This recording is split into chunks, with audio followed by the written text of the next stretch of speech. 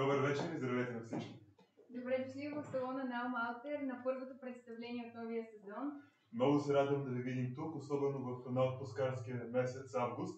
Вашето присъствие тук днес значи много повече от зимните месеци, когато така и така е студено и сте си в София и нямате какво друго толкова да правите. Това не значи да не идвате през зимните месеци, да ни разбирате погрешно. Благодарим на всички, които ни гледат онлайн.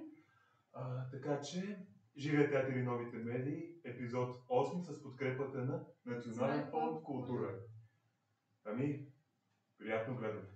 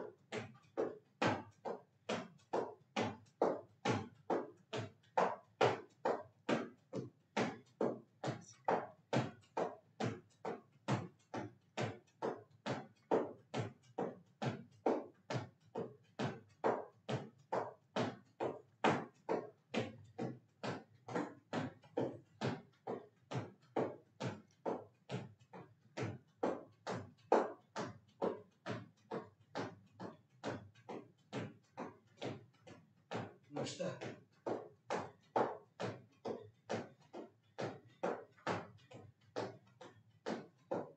Ражда из мъртва отроба.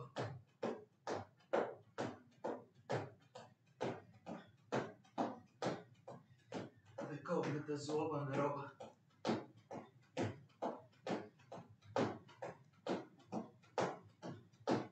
Своя пурпурен гняв. Величав. Дълбоко сред мрак и мъгла. Из тъмни долини преди да се съмне. Из всички Балкани. Из дебри пустинни. Из гладни поля. Из скални паланки. Села. Градове. Дворове.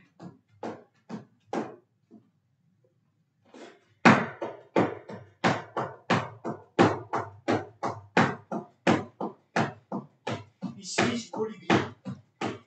Из фабрики, складове, гари, хамбари, черпици, воденици, работилници, усини, заводи. По пътища и по заводи. През сипе, юрби, чукари, върда. През сулки, през рит, през каманаци вода. Тъмни вади, ливади, нивяло зя. Овчарски плътнища, богини. Изгорени стърнища, кранаци, вода.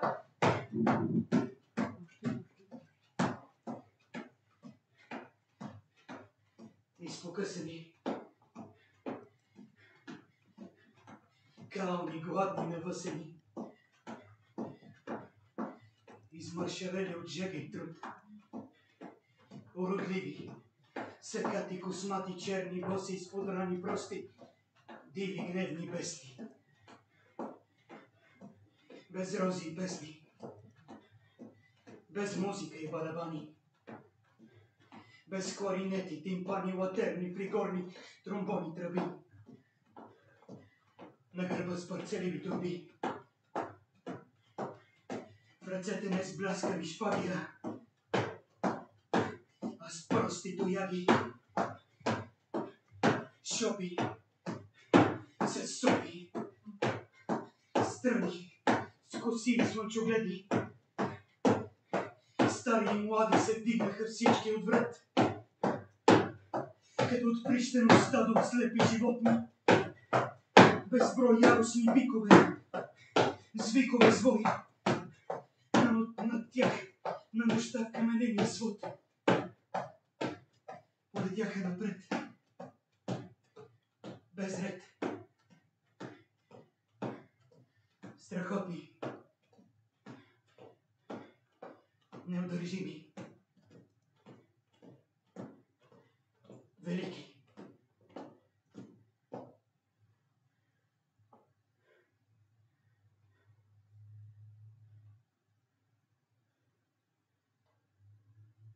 Народ.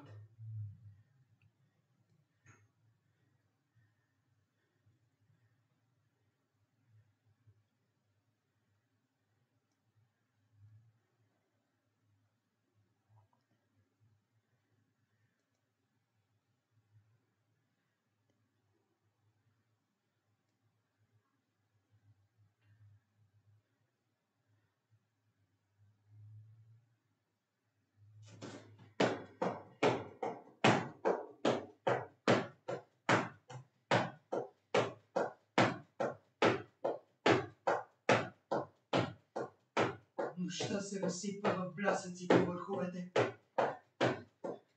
Слънчогледите погледнаха слънцето. Слънчогледите погледнаха слънцето. Слънчогледите погледнаха слънцето. Топове, като зинали слонове зареваха, трепет и страх. Слънчогледите паднаха в прах. Слънчогледите паднаха в прах. Слънчогледите паднаха в прах.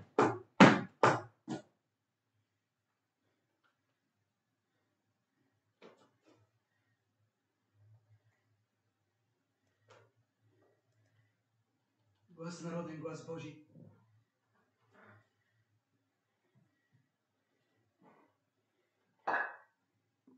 С хиляди ножа прободен.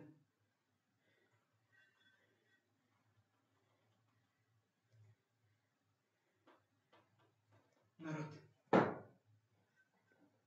Народ. Народ.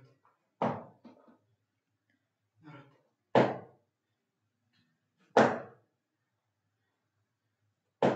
Затъпен.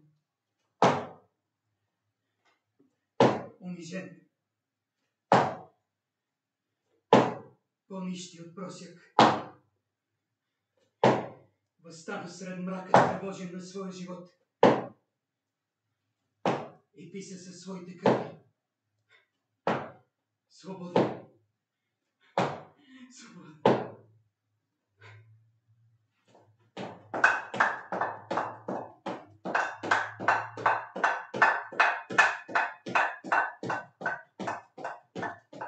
Глава 1 септември. Глас народен, глас Божий. О Боже, подкрепяй свещеното дело на грубите черни ръце. Влей смелост в нашето гърмящо сърце. Не искаш ти никого робието, кълнеме се в нашия гроб. Ще възкресим ни човека свободен в света. О, нека, но там отвъд, там цъфти храна, от правдата обетован нам. Вечна пролет да живия блян. Вярваме, знаем, желаем.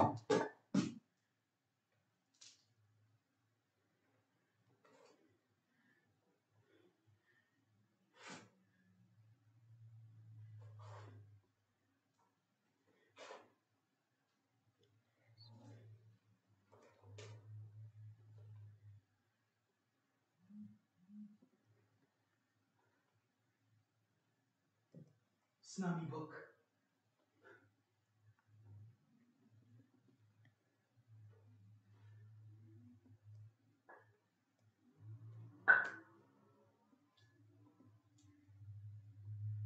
Септември, септември.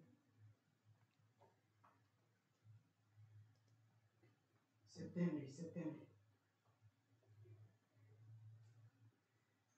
Месец на кръв. На подем и погром. Мъглиж беше пръв. Стара и Нова Загора. Лон Фердинанд Сарамбей. Метковец Поп Андрей. Градове и села. Народа въстана с чук в ръката. Обсипан с сажди искри изгория. С сърб сред полята. Не гении, таланти, протестанти, оратори, агитатори, фабриканти, въздухоплаватели, педанти, писатели, генерали, съдържатели на локали, музиканти, черносотници, работници, селяци, диви простаци, безимотни, неграмотни, хулигани, глигани, профани, хулигани, глигани, профани, хулигани, глигани, профани.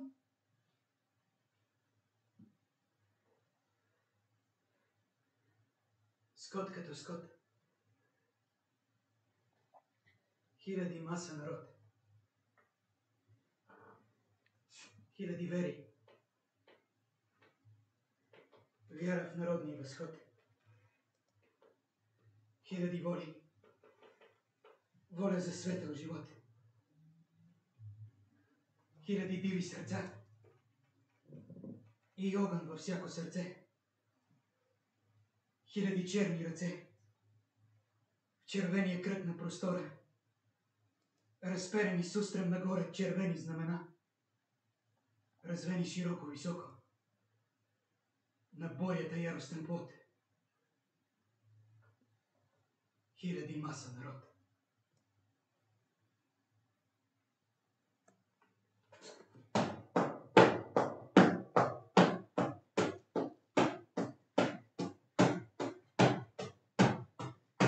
Блесна на трудни Балкани. Издигнали пъп. Срещу небето и вечното слънце. Светкавица гръм хрясна. Право в сърцето на гигантския столетен дъб. Ек бързолетен отпрати далек. През грамади чукави. В каменни дупки плъмтящо легло. Дето спят на свитло. Пепелянки и смолци. В пещери на змейови змейци. В глухи хралупи на стари вещици или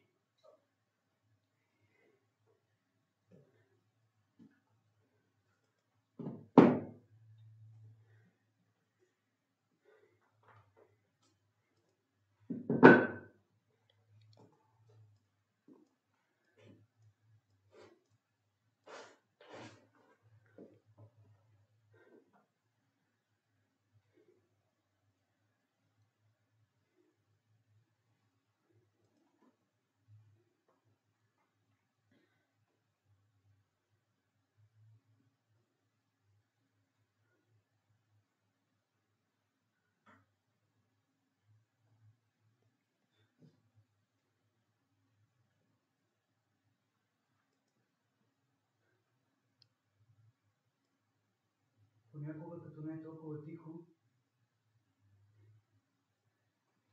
и ми се струва, че чувам смях. После смехът изчезва.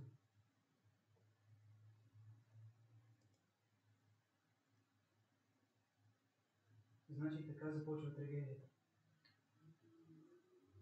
Със смях. Започва трагедията.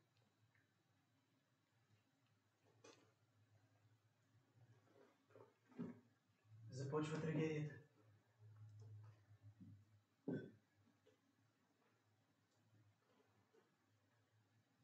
Започва.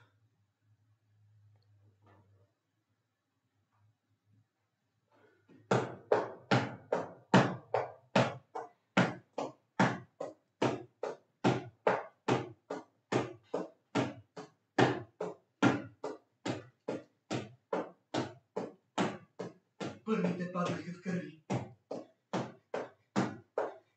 Метежния устрем ме посрещна с куршуми. Планината гърми.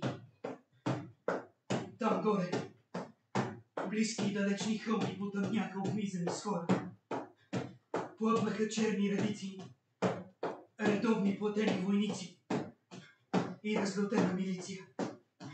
Всички те знаят. Отечеството е в опасност. Отечеството е...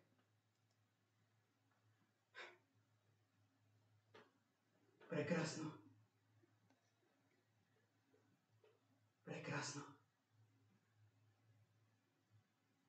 Но що е отечество? Що е отечество? Що е?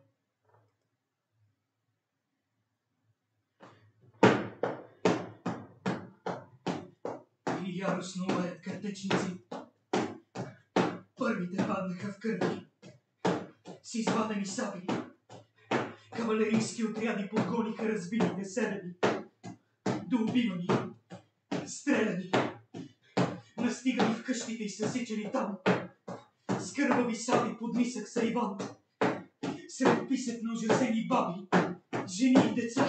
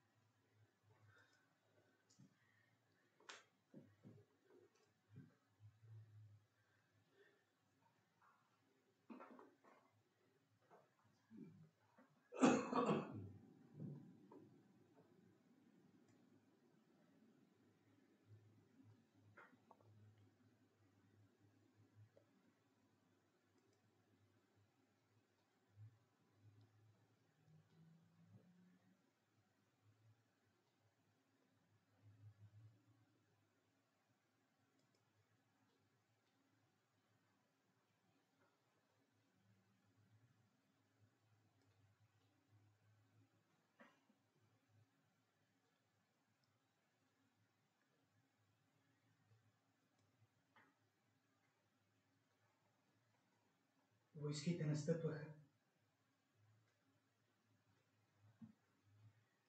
Под грозния звук на шрапнелите.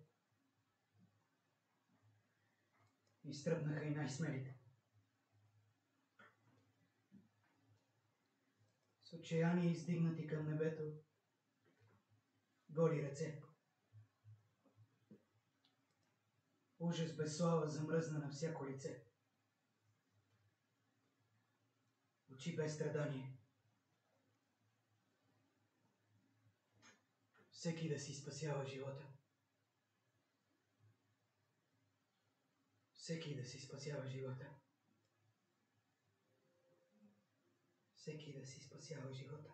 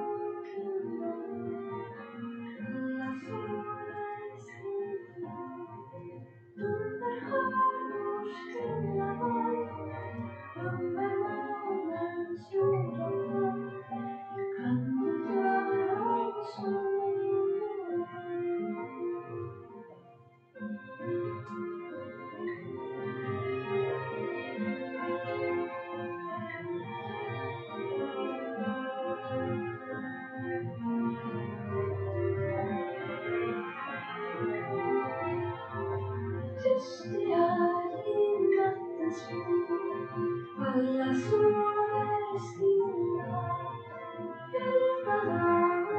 utan alla sua stilla alla sua stilla.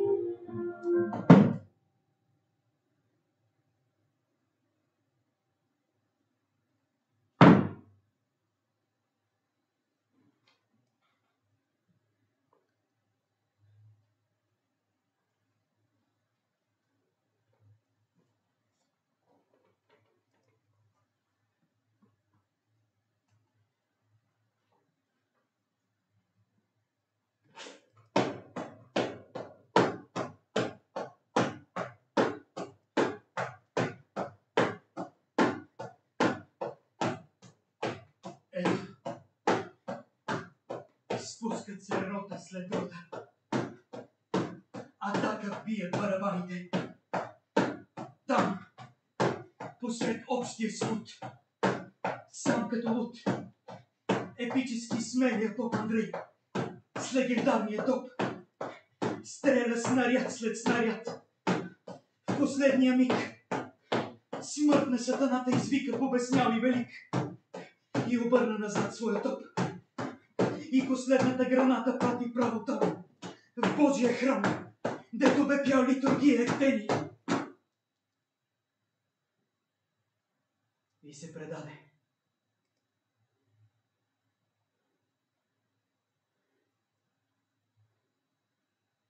Да се обеси червения поп. Без кръст.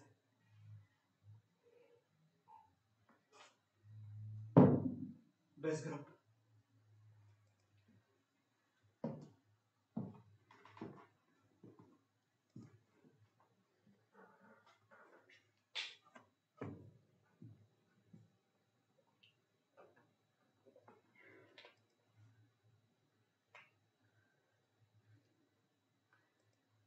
До телеграфния стълб бе изправен. До него капитана палача, а попа стоеше някак огромен. Изправен целия си ръст и спокоен като гранит. И с поглед някак гредущето впит. Страхливо ви поглед отпущате пред близката смърт на човека палачи. Така каза. Що значи смъртта на един, амин захрачи и плю. И сам на врата си надена въжето. Увисна. Език между зъбите стисна. Велик. Сюблимен. Недостижим.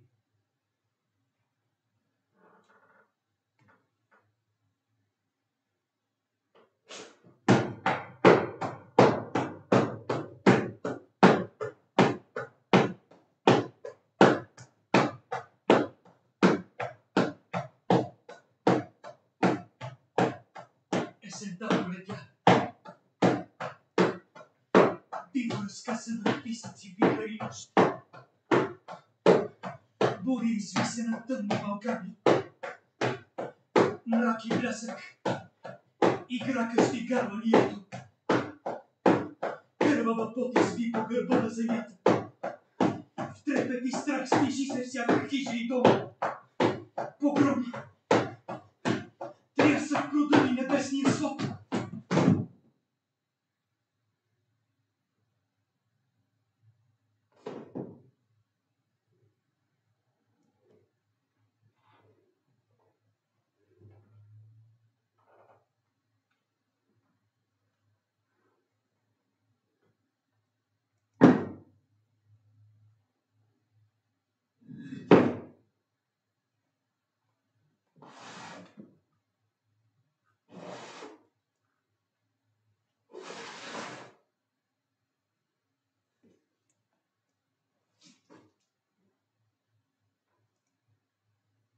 да стана най-ужасното.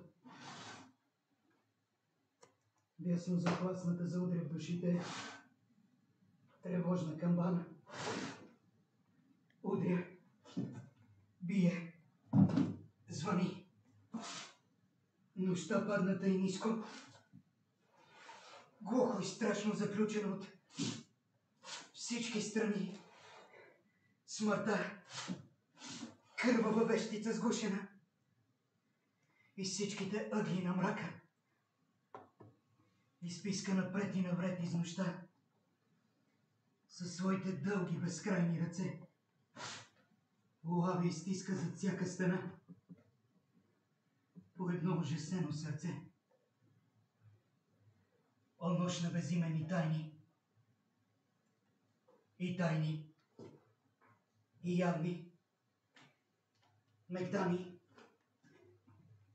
Мегдани отново скърмино кървавени. Смъртни писъци в прерязано гърло задавени. На вериги зловещия звек. Затворите пълни с хора.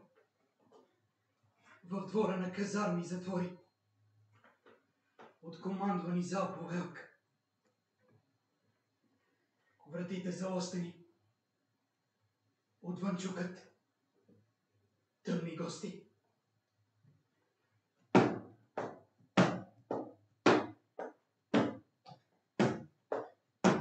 Сина с револвер в ръката, мъртъв на прага прострян. Бащата обесен, обезчестена сестрата. От села задигнати селени, след тях войници мрачен конвой, за да бъдат разстреляни. Команда стой, огън, изтракаха пушки. Ку-клукс Клан. 10 трупа блеснаха тежко в мъртвите мътни води на Марица. Окървавена понесе ги скръбната родна ръка. Военна музика не иде далече.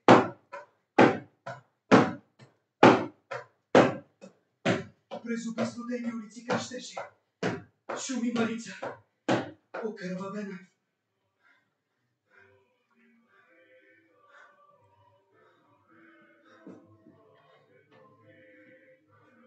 Урагана престана. Халата спря най-подир. Мир и тишина настана над цялата страна. Кървав на боговете курбан.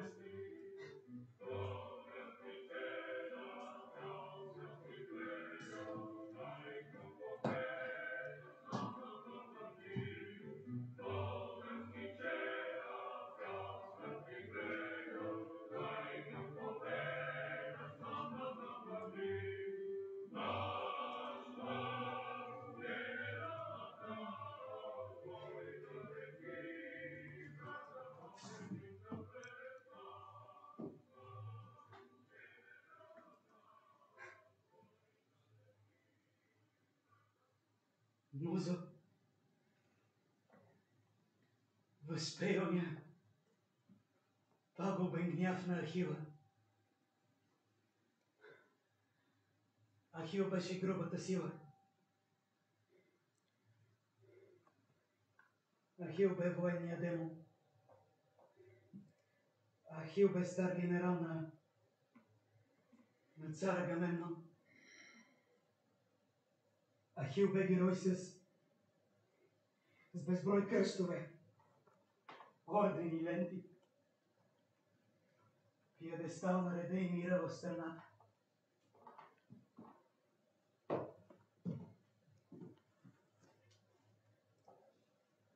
Но днес ние не вярваме вече в герои. Ни чужди,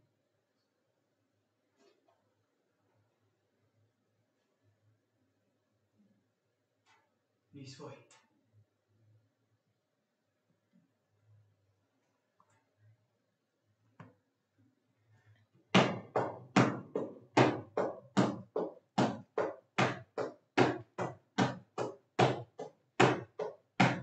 Троя бе опожарена.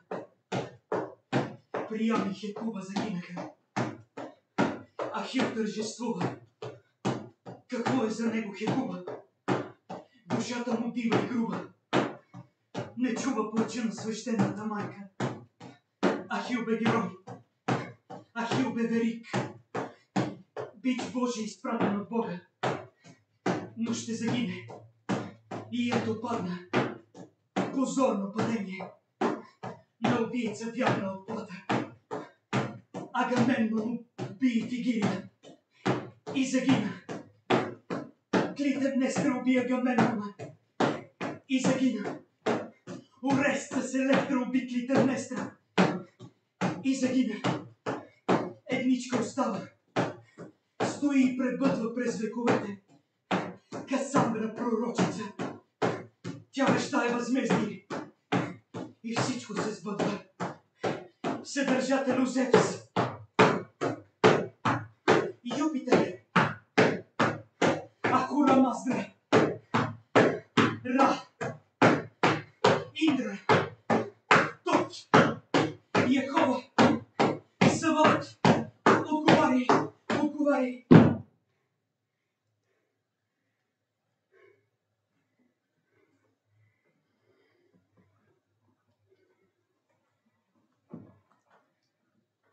Кръс дима на пожарите се издига и бие ушите ти. Вика на убитите. На мъченици безброй върху горящи клади дърва.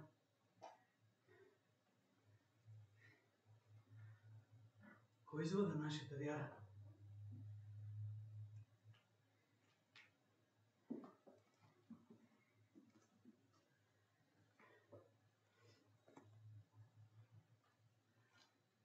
Кой излъга нашата вяра? Не знаеш.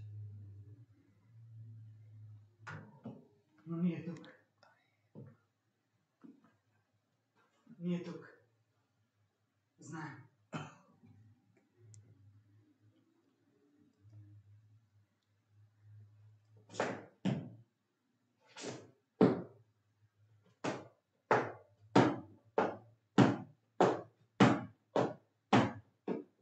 Седи изскок. Скачаме право в небето. Долу бок. Хвърляме бомба в сърцето ти. Долу бок. И штурм превземаме небето. Долу бок. И те изпращаме мъртъв надолу. Долу бок. Дъм вселенските бездни. Железни безвестни. Долу бок. Мъртъв надолу. Долу бок. Долу бок. Долу бок. Долу.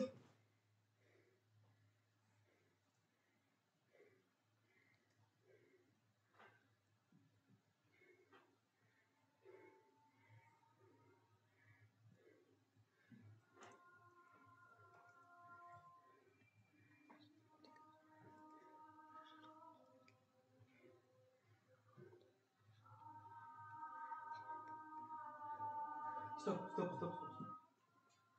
Стоп за малко.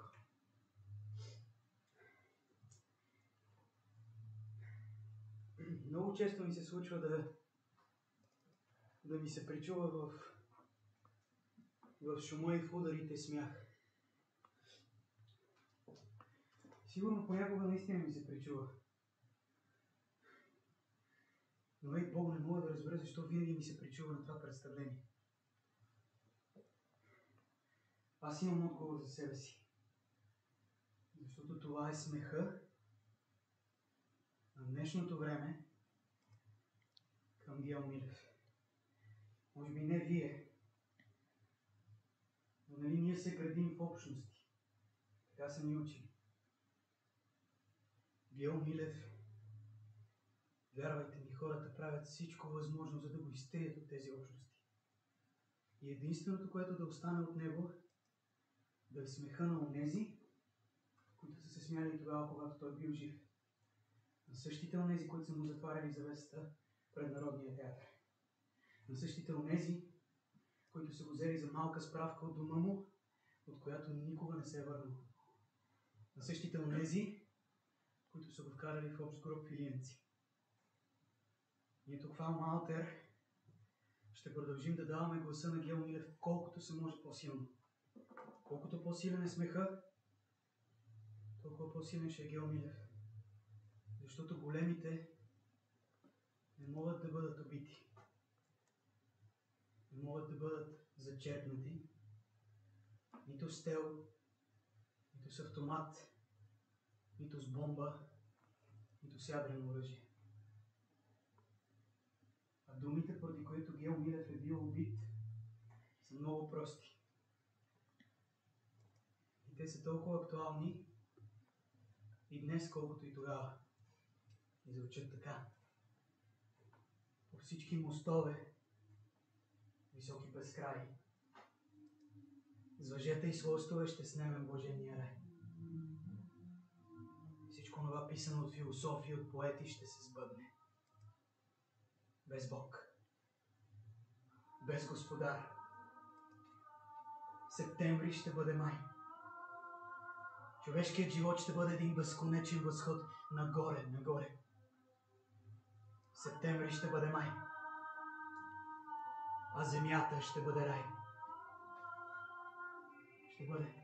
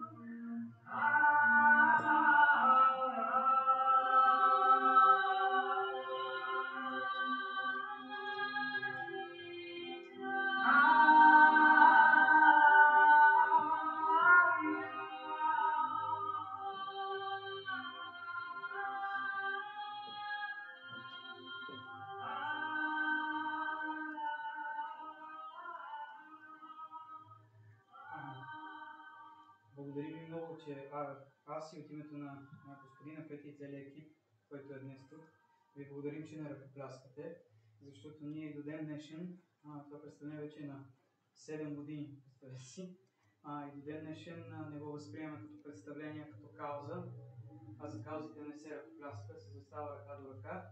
Мен достатъчно да слушате. Сега ще дам думата на Маги и Диан, които предполагам ще ви отворят за една много интересна и надявам се полезна дискусия.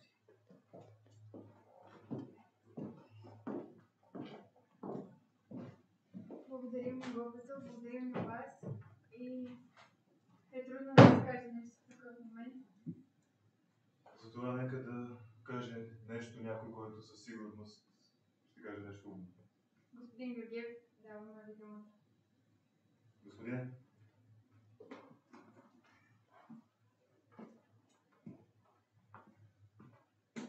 Ще кажете нещо?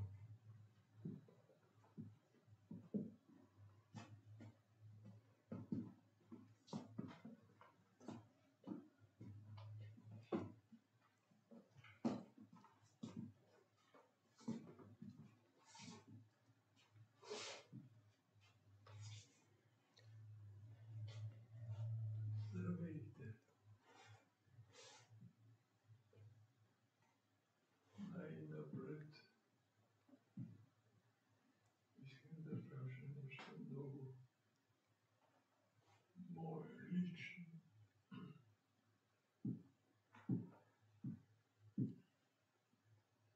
Георги Арсов, момчето, което така прекрасно тича и така прекрасно страда, дойде и каза: искам да направя спектакъл по септември. Просто искам да разбера дали действително ние българите не сме направили нищо за своята свобода. И направи този спектакъл и каза: Да, който не е минал през този ад на Априлското въстание, никога няма да разбере Гео Милев. Гео Милев съм, може би, човекът, който най-много знае за него и е моят настолен образ. Не мога да легна без него. Гео Милев, който има толкова много заслуги за България, за българската култура. Днес аз съм в протестна акция. Преди месец обявих на нашия президент, че ще върна своя орден Свети Кирил и Методий. Няма да се кича с ордени, когато България е сведена до 0,4. 0,4. Това е бюджета за българската култура. И аз и всички ние, които работиме в културата, питаме: къде са парите на целокупния български народ за култура? Къде? Няма да престанем да питаме.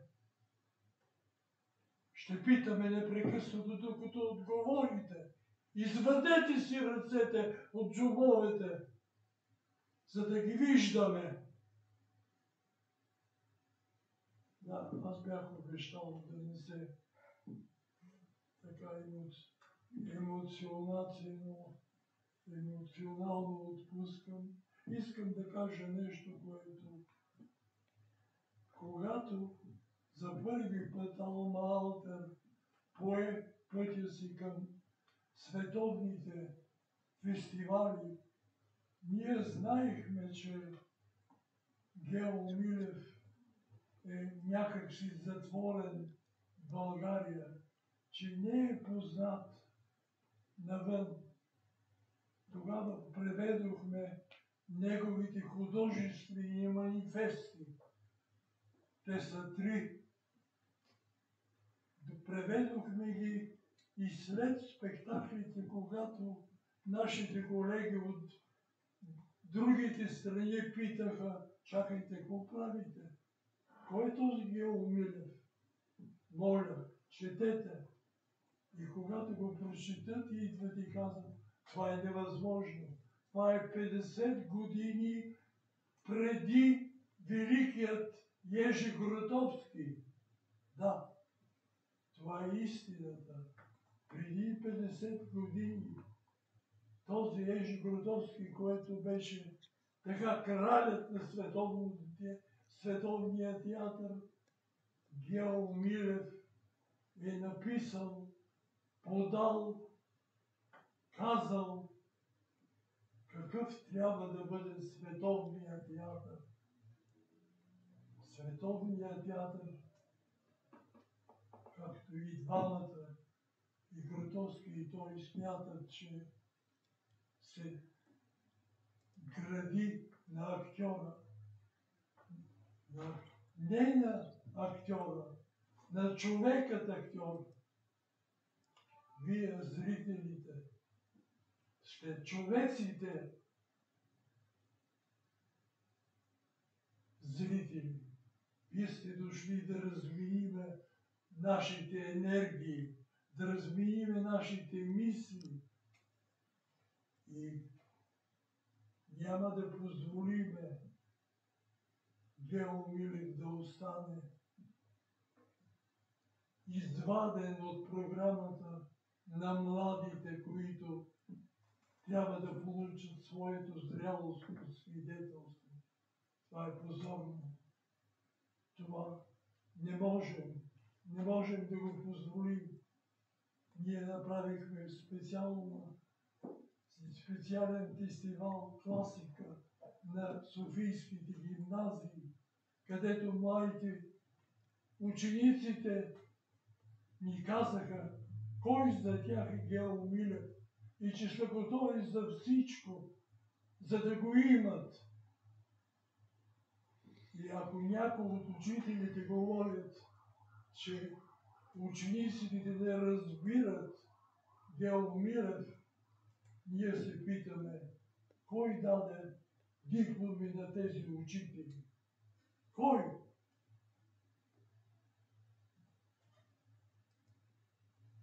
Този спектакъл беше за първи път даден, игран в дома на Гео Милев в Стара Загора. Дъщеря му беше още жива. И тя не знаеше как да ни благодари за това, че съживяваме Гео, че държим Гео да върви напред. И когато ще се тръгне на манифестация през септември, каним всички, които смятат, че е недостойно за българите да бъдат класирани като 0,4. 0,4. Такава дързост, такова свинство. И сега този спектакъл аз му се радвам много, защото имахме възможност да ви покажем две момчета. Едното, това, което вече е горе, това момче Гео и момчето Георги Арсо. Тези две момчета си казаха: Българио, ние сме с теб.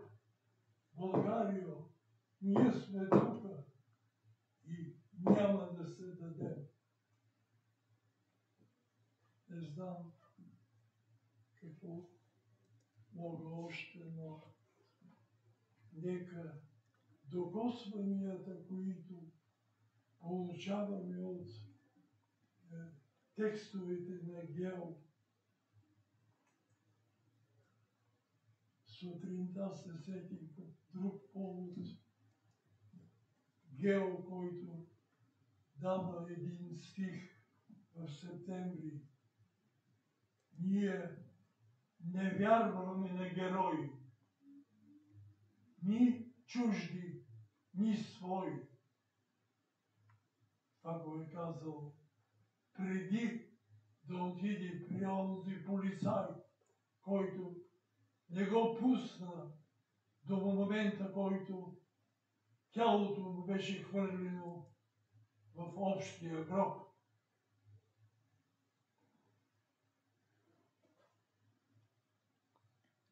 Българския корен е жилав.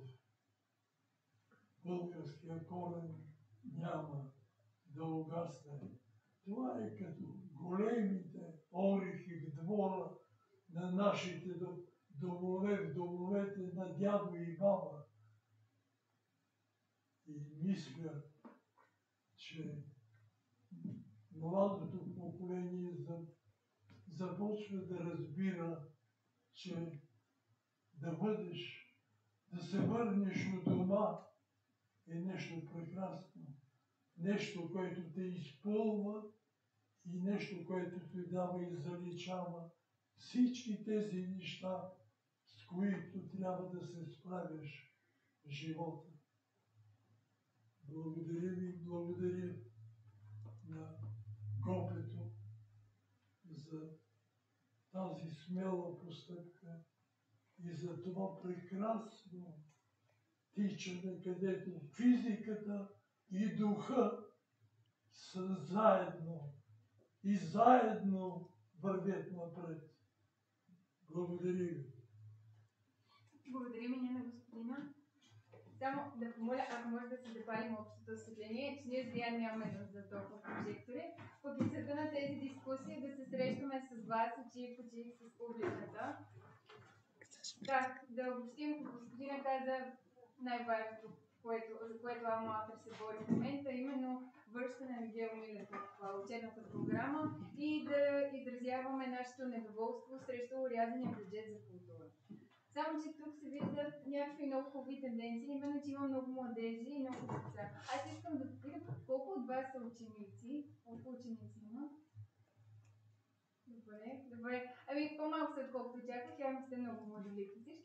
Но, да, конкретно към вас, това ли е първата ви среща с Гео Милев и с творчеството му? Да, добре.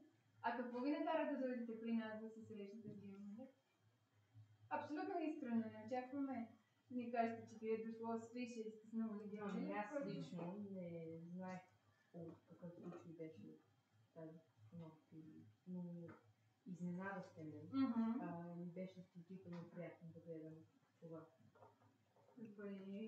Добре, радвам се. Другите? Аз не изненадахте ме. Харесва ви Гео Милев? Да. Добре. Добър пример имате явно. Така разбираме, че сте от един отбор чисто визуално и с планински кълбуки с пожелание да покорите много върхове, най-вече върха на Гео Милев, както сте започнали. Добре. Страхотна тенденция, защото аз помня, че когато аз бях ученик, ние още изучавахме Гео Милев и никой не го харесваше, защото не беше страх да падне на матурата. От моят клас го харесаха двама-трима и ние смятахме, че са страшно шампави. И обаче сега се вижда една тенденция, например в конкурса за есета по случай миналогодишния фестивал. Фестивал на българската класика, който господина спомена, действително повече от половината есета, които пристигнаха при нас, имаше 5 спектакла, един от тях беше септември. И повече от половината есета на ученици бяха именно по повод този спектакъл. Да, имаше много интересна позиция, мисля, че дори победителката в конкурса, която каза, че... Чак сега, първо да зададем въпроса, после да им кажем нейната позиция. Добре. Така. Да. Задай си въпроса, ти го инициира. Добре. Очевидно позицията на Алма Атър е, че Гео Милев трябва да се изучава. Каква е вашата позиция? Трябва ли и защо? Аргументирано. Разбира се, не е нужно да е в 3 аргумента структурирано. Все просто ни кажете така наистина на база първите впечатления от спектакъла и не само. Да, кажете, не се усмихвайте само. Да. Аз ли? Да. Аз понеже баба ми винаги се занимава с литература и скулптура. Аз съм го чел още като малък и помня всички поети писатели български. Той в Царов най-ми бяха интересни, защото за разлика от всички други най-известни наши, те се пишат срещу българската власт, а не срещу турската или каквато и да е. Винаги другите критикуват други държави, те много критикуват собствената си, за което са и двамата наказани. И не се очудих, че в училище не го учихме толкова подробно, защото не обичат хората да си хулят властващите по ефективен начин, както и да е бил. Дали? Не, всеки е голям пътност и никой не прави реално нищо. Тогава спрели хора, когато наистина трябва да се говори. Се вижда какво се случва с тях. Единият е в масов гроб, другия е имал съдебен процес срещу него, който други хора на изкуството в България са го помогнали с неговото осъждане. Това ли е според вас причината днес да няма такива личности? Разбира се и към другите въпроси, не само към младежа. Но разбира се, може да не. Сега няма фашистски режим в България. Така че няма такива личности. Че хората не са толкова смели. Защото тогава има по-малко загубене. По-малко загубене? Да, и хората сега сме загубили всичко живот. И няма Не, той всъщност нищо не е изгубил Гео Милев в това време. Това е целта на това, което е написал. Ние всъщност до известна степен, колкото това тежко да звучи. Това, което се е случило, колкото и да е ужасно, е причината защо ние го знаем. Иначе щях изобщо да го изхвърлим. Нямаше изобщо да го знаем. Никола Царов не е бил изстрелян. Нямаше никой да се интересува да го чете. Защото това е вярно, като те пише. Вярно и наистина е ударило е където трябва хората, които са били на власт тогава. Това, което вие казвате, наистина, аз съм съгласен, че реално политическия катаклизъм е предизвикал Гео Милев да напише тази поема и това стигна до този клиширан резултат, че едно авторско произведение всъщност е реакция на времето, в което автора живее. И интересно, според вас, в септември, ако беше написан днес, 23 август 2023 година, как би звучал той? Или по-скоро би ли бил септември? С кой? Какъв месец щеше да бъде септември на 2023 година?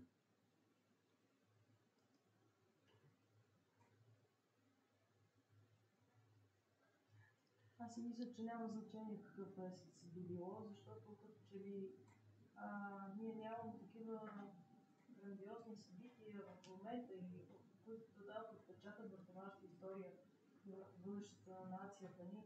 Така че мисля, че за никой няма да има значение кой месец ще бъде поставен. Септември, декември, февруари. Гео Милев категорично трябва да се изучава. Аз съм го изучавала като ученичка, само че тогава не разбирах това, което изучавах, поради това, че учителите не отдаваха много голямо значение и не ни обясняваха всъщност за какво точно става въпрос. И истината е, че ние учениците също не го харесвахме тогава и човек осъзнава много истини и проглежда за неговото творчество много по-късно, когато стане възрастен човек, когато осъзнава за какво става въпрос, така че той категорично трябва да се изучава, защото история за мен е изключително важно е това, че той е независимо от това, че прави ретроспекция на всичките събития, той е изключително голям оптимист. И наистина септември ще бъде май и аз категорично вярвам, независимо от ситуацията, в която живеем, че най-доброто за България предстои, защото има едно изключително осъзнаване на нация, да ни връщане на хора в страната, така че аз вярвам, че най-доброто предстои. Дано, надяваме се. Действително, с Диан си говорихме преди дискусията и с господина, какво прави именно Гео Милев толкова отличаващ се от останалите. И моят отговор беше това, което вие казахте, че той е изключителен, непоправим оптимист. Света се руши, но той вярва в светлото бъдеще. И пример за това с писмата, които той пише от фронта. Когато пише на баща си, му казва, аз съм в окопите, така и така, стреляме се, убиваме се, дрън, но когато пише на майка си, казва, Кашкавал е на привършване, аз съм на фронта, но и тук съм добре. Някакси да си на фронта и да кажеш, че си добре и действително оптимизма да врейки от писматите, някакси доста противоречиво и действително говори за един отличаващ се характер, който няма аналог и до ден днешен. Така е това. Според мен това е и оптимизъм и нещо друго. Това е хъс. Много силен хъс и бяс, който според мен със сигурност, както каза младежа, споделят с Вапцаров. Според мен те двамата имат хъса на българската литература. И е много важно това, което казахме по-рано, не само да говорим, ами и да действаме. Аз искам да запитам, вие, които говорите с най-неподходящо време, сега какво имате да ни кажете за първата година? Приятно решение. Факт е, че никак не е лесно да се направи постановка от стихотворение. Самата идея е така доста смела. Пък интерпретацията на Копето е чудесна. Нали, аз не знаех, че негова даже инициативата и поздравления. Не. Тук стана малко бъркане. Инициативата, всичко се роди на един фестивал в Иран, мисля, че беше, когато гледахме с Петя, бяхме един до друг и гледахме едно физикал представление и си говорихме, че май няма как да се направи физикал представление по септември. Просто не е възможно. Аз като дойде време да се дипломирам, я попитах дали иска, тя поиска, заведеме долу в мазето и там направихме септември. Така че инициативата е моя, но реализацията е обща, този път, който е извървян, няма как да бъде извървян от един човек. Той има някак да се държи за ръка. Както и киното са колективни. Съгласно. И това е все пак някаква еманация.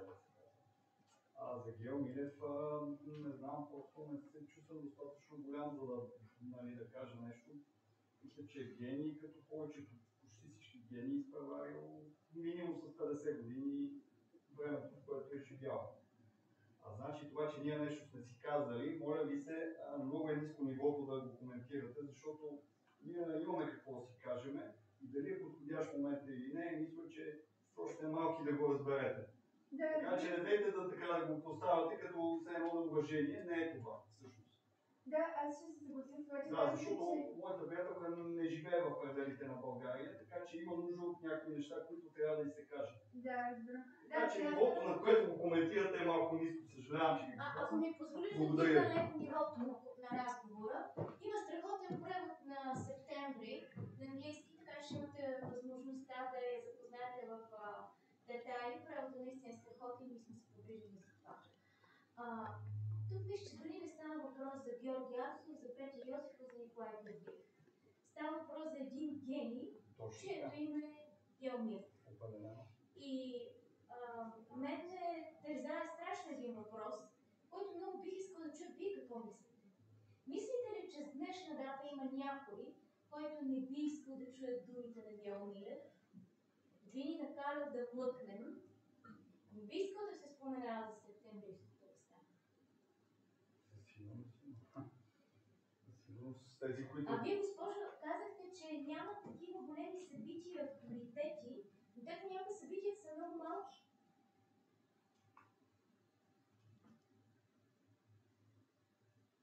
Които биха ни накарали да мукнем. Геомилев написва една фраза. Да не пишем, да не четем и най-сетне да не мислим. И представа си нямате колко актуално е това днес.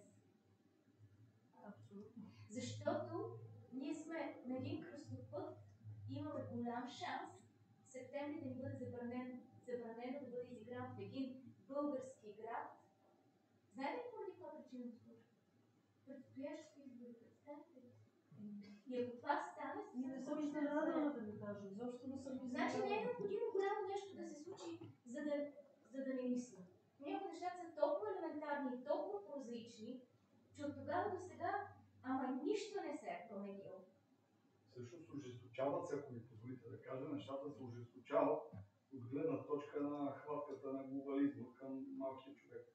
И ако ние интерпретираме Геомилев като комунистически писател, това само издава нашата елементарност и колко малки човечен сме ние се измерим спрямо неговия текст. Така че мисля, че и днес е страшно. И днес е страшно. И днес е смело. Затова господин Хачегото е смел да ги говори тия думи. Когато има хора, които не искат да ги чуят и се опитват да ни забранят да ги произнесем в един много свещен български град. Да видим какво ще стане. Не е много да видим. Но искам се да приключим тази дискусия доста позитивно. Отново искам да повторя, че страхотно театъра да е пълен с толкова млади и позитивни хора. Поздравления, че сте тук. Поздравления на родителите ви, които възпитават във вас така доста хубави неща. Не забравяйте, че театър е колективно изкуство и един от основните елементи на колективното изкуство е уважението на публиката. Благодарим ви. Благодарим ви също да една малка скоба с Маги, направихме един експеримент. Малко преди представлението написахме в интернет Геомилев и написахме новини. Да видим какво ще ни излезе. 5 задържани след побой жена с контузия на главата в парк Геомилев. 4 наркотрафиканти държани в квартал Геомилев и така нататък. И понеже аз се разхождам кучето в парк Геомилев 2 пъти на ден, всеки ден, и осъзнавам как от 3 години просто виждам парк Геомилев като парк, като дървета, като кучета, като хора и за един път не съм си давал сметка парк Геомилев, автора на Септември, великия българин. Така че следващия път, когато някой от нас се разходи с парк Геомилев, булевард Вапцаров, улица Пел Яворов, нека си спомним, че всъщност тези улици не са просто плочките по пода и поветата, всъщност има причина да бъдат кръстени на такива хора. И нека си спомним за хората, защото има смисъл. Пожелавам ви една страхотна вечер. Ние ще сме тук и ще ви чакаме отново на 14 септември, следващият епизод на Живия театър и новите медии. Отново произведение на Геомилев, на Геомилев и на дъщеря му Леда Милева. Гавросовци и готвите разбойници. Ще бъде весело. Така, да, ще бъде много весело, но преди това ще бъде още по-весело, защото имаме и други представления. Повтаряме целият летен сезон на открито в двора. Можете да си вземете програмки на масичката и да дойдете да се срещнете с нас на конкретните дати. Благодарим ви, благодарим и на всички онлайн, благодарим и на Национален фонд култура, че ви с нас. Довиждане, до нови срещи.